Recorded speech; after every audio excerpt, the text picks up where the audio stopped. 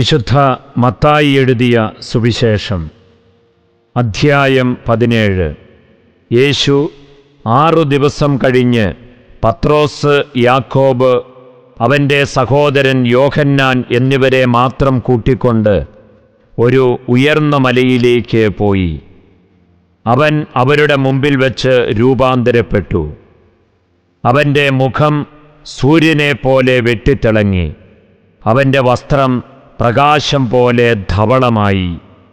മോശയും ഏലിയായും അവനോട് സംസാരിക്കുന്നതായി അവർ കണ്ടു.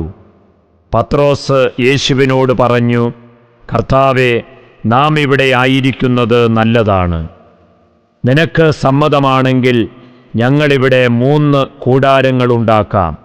ഒന്ന് നിനക്ക്, ഒന്ന് മോശയ്ക്ക്, ഒന്ന് ഏലിയായിക്ക്. അവൻ സംസാരിച്ചു കൊണ്ടിരിക്കുമ്പോൾ ശോഭയേറിയ ഒരു മേഘം വന്ന് അവരെ ആവരണം ചെയ്തു.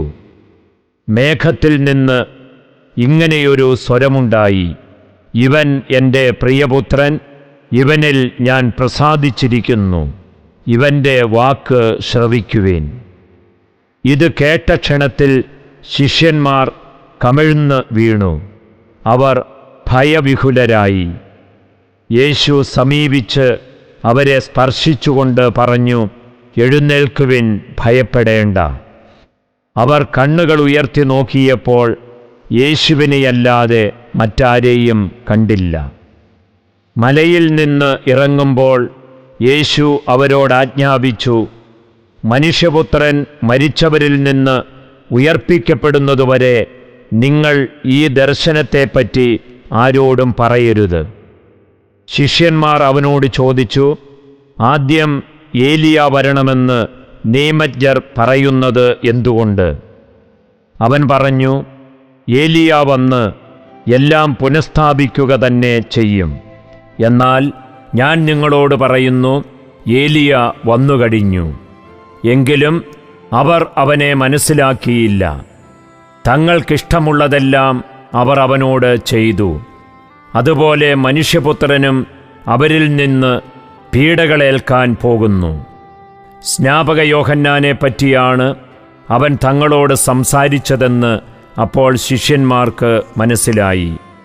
അവർ ജനക്കൂട്ടത്തിൻ്റെ അടുത്തേക്ക് വന്നപ്പോൾ ഒരാൾ കടന്നുവന്ന് അവൻ്റെ സന്നിധിയിൽ പ്രണമിച്ചുകൊണ്ട് പറഞ്ഞു, കർത്താവേ, എൻ്റെ പുത്രനിൽ കനിയണമേ, അവൻ അപസ്മാരം പിടിപെട്ട് വല്ലാതെ കഷ്ടപ്പെടുന്നു. പലപ്പോഴും അവൻ തീയിലും വെള്ളത്തിലും വീഴുന്നു. ഞാൻ അവനെ നിന്റെ ശിഷ്യന്മാരുടെ അടുത്തു കൊണ്ടുവന്നു, പക്ഷേ അവനെ സുഖപ്പെടുത്താൻ അവർക്ക് കഴിഞ്ഞില്ല. യേശു പ്രതിവചിച്ചു, വിശ്വാസമില്ലാത്തതും വഴിപിഴച്ചതുമായ തലമുറയെ എത്ര നാൾ ഞാൻ നിങ്ങളുടെ കൂടെയുണ്ടായിരിക്കും? എത്ര നാൾ ഞാൻ നിങ്ങളോട് ക്ഷമിച്ചിരിക്കും? അവനെ ഇവിടെ എൻ്റെ അടുത്ത് കൊണ്ടുവരിക. യേശു അവനെ ശാസിച്ചു. പിശാച് അവനെ വിട്ടുപോയി. തൽക്ഷണം ബാലൻ സുഖം പ്രാപിച്ചു.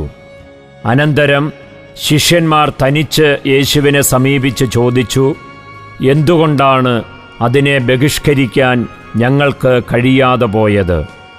യേശു പറഞ്ഞു, നിങ്ങളുടെ അല്പവിശ്വാസം കൊണ്ടുതന്നെ. സത്യമായി ഞാൻ നിങ്ങളോട് പറയുന്നു, നിങ്ങൾക്ക് കടുകുമണിയോളം വിശ്വാസമുണ്ടെങ്കിൽ ഈ മലയോട് ഇവിടെ നിന്ന് മാറി മറ്റൊരു സ്ഥലത്തേക്ക് പോവുക എന്ന് പറഞ്ഞാൽ അത് മാറിപ്പോകും. നിങ്ങൾക്ക് യാതൊന്നും അസാധ്യമായിരിക്കുകയില്ല. അവർ ഗലീലിയിൽ ഒരുമിച്ച് കൂടിയപ്പോൾ യേശു അവരോട് പറഞ്ഞു, മനുഷ്യപുത്രൻ മനുഷ്യരുടെ കൈകളിൽ ഏൽപ്പിക്കപ്പെടാൻ പോകുന്നു. അവർ അവനെ വധിക്കും, എന്നാൽ 3-ാം ദിവസം അവൻ ഉയർപ്പിക്കപ്പെടും. ഇത് കേട്ട് അവർ അതീവ ദുഃഖിതരായി തീർന്നു. അവർ കഫർനാമിലെത്തിയപ്പോൾ ദേവാലയ നികുതി പിരിക്കുന്നവർ പത്രോസിൻ്റെ അടുത്ത് ചെന്ന് ചോദിച്ചു, നിങ്ങളുടെ ഗുരു നികുതി കൊടുക്കുന്നില്ലേ? അവൻ പറഞ്ഞു, ഉവ്വ്.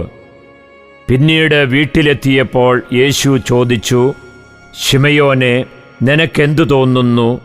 ഭൂമിയിലെ രാജാക്കന്മാർ ആരിൽ നിന്നാണ് നികുതിയോ ചുങ്കമോ പിരിക്കുന്നത്? തങ്ങളുടെ പുത്രന്മാരിൽ നിന്നോ അന്യരിൽ നിന്നോ? അന്യരിൽ നിന്ന് പത്രോസ് മറുപടി പറഞ്ഞു. യേശു തുടർന്നു, അപ്പോൾ പുത്രന്മാർ സ്വതന്ത്രരാണല്ലോ. എങ്കിലും അവർക്ക് ഇടർച്ചയുണ്ടാകാതിരിക്കാൻ നീ കടലിൽ ചൂണ്ടയിടുക. ആദ്യം ലഭിക്കുന്ന മത്സ്യത്തിൻ്റെ വായ് തുറക്കുമ്പോൾ ഒരു നാണയം കണ്ടെത്തും. അതെടുത്ത് എനിക്കും നിനക്കും വേണ്ടി അവർക്ക് കൊടുക്കുക.